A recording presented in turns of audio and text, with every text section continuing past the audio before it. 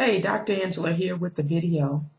And this is day 9 of our challenge issued by our fearless leader, Nicole S. Cooper, Knick-Knack. And I'm glad that she's doing this because you know what? Being on the AIG team and being a part of Empower Network for me right now is like peeling an onion. And here's what I mean.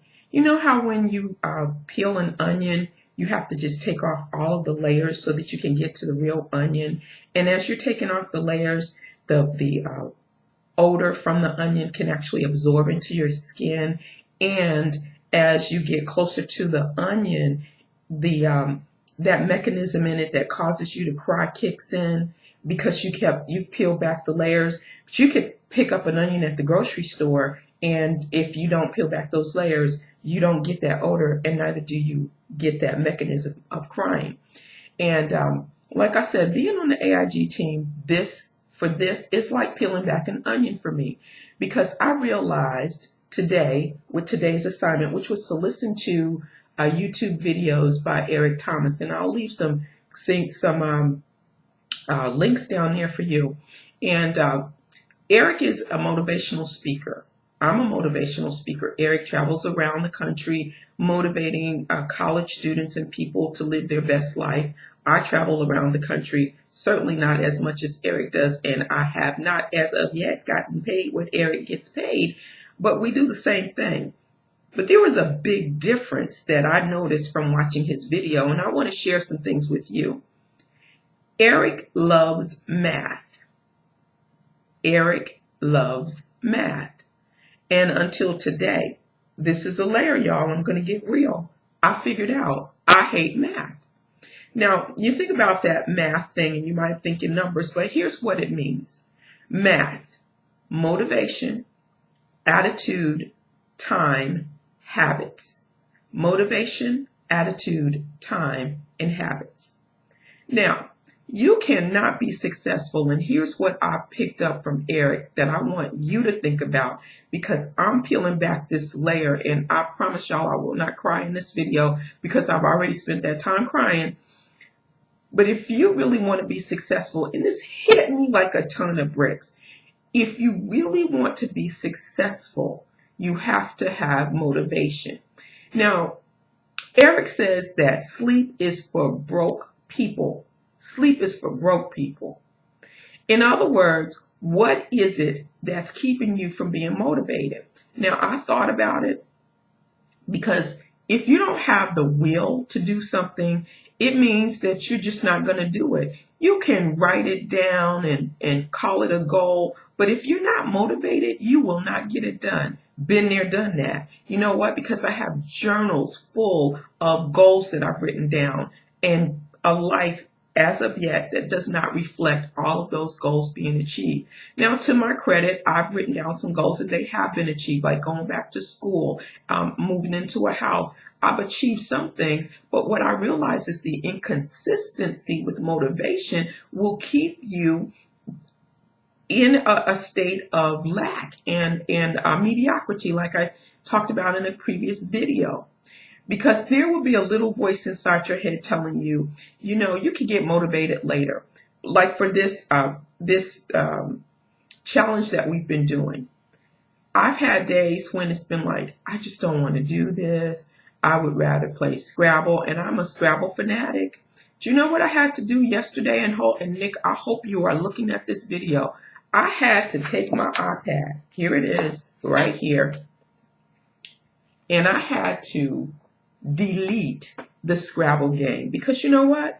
I realized that I was spending too much time playing Scrabble. Scrabble does not pay the bills. Scrabble will not get me to Italy. It's called motivation. And it's like Eric said, sleep, you got to be able to give up sleep, because broke people sleep. Broke people sleep. And I'm not trying to be broke. What's your distraction? That's what I want you to take away from this. What is your distraction? What's keeping you from being motivated?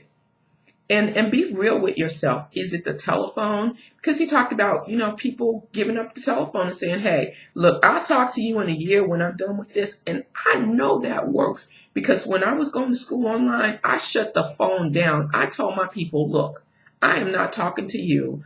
I am working and I cannot come down until I'm done. Period, point blank, end of sentence. Doesn't mean I don't love you. It just simply means I have to stay focused.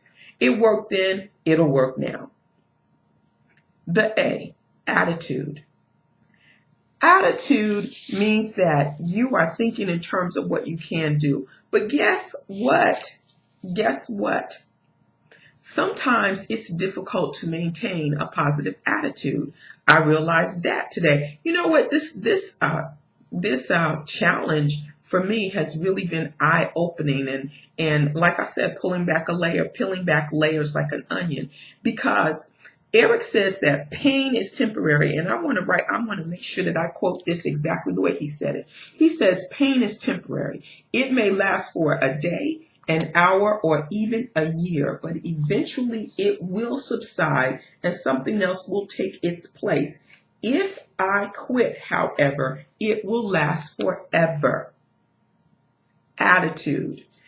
Wanting to give up because you're hurt. It's painful. You don't want to do it. You feel like, what's the point? What's the use?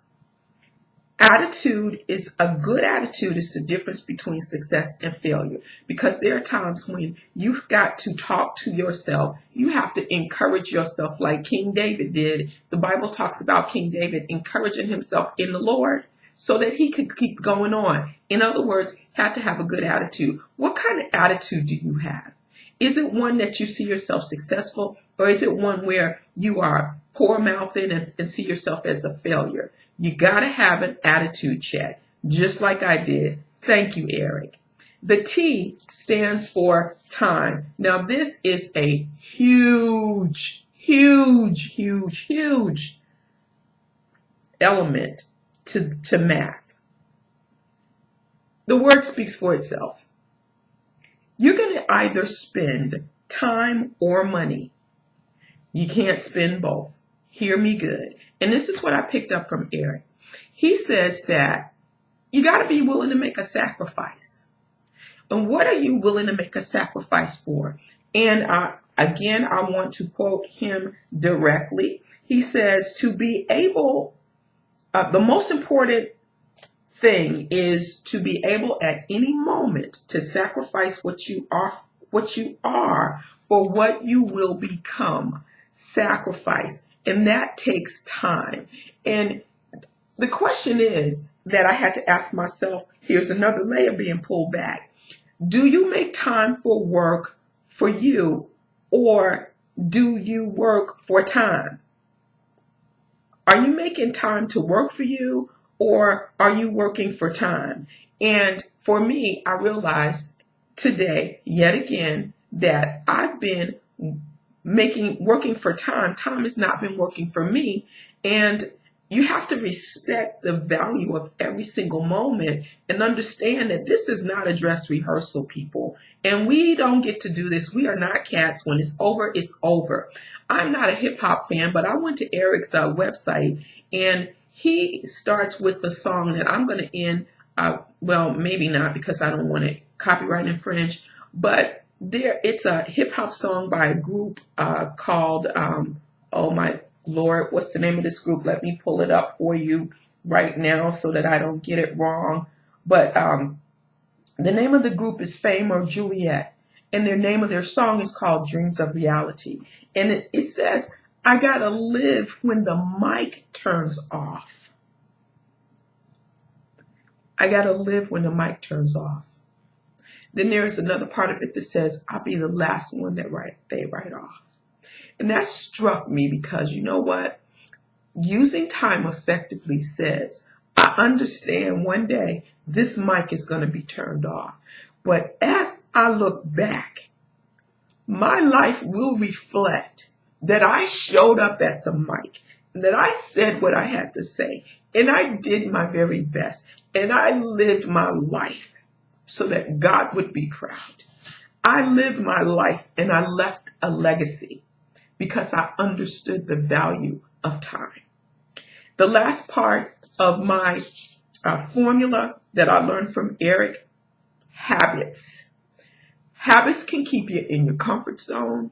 Habits can provide security. Habits can make you feel like, you're okay.